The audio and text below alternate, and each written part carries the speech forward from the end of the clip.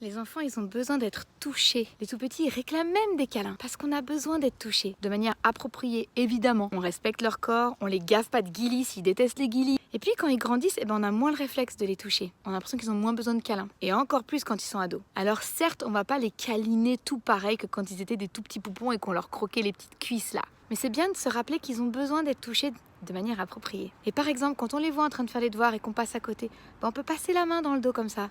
Ou une petite tape sur l'épaule. Ou on se croise dans le couloir, on se fait un check. Ça dure 1 seconde, mais ça maintient le contact physique. Si on leur lit une histoire, on peut avoir un bras autour d'eux, ou les asseoir tout à côté. Comme ça, tout le côté de notre corps touche le côté de leur corps. Ou on les prend sur les genoux. Même des petites bagarres comme ça gentilles. L'idée, c'est de se dire, il a besoin de contact physique. Et si c'est pas aussi naturel que quand c'était un tout petit poupon, on va trouver d'autres idées.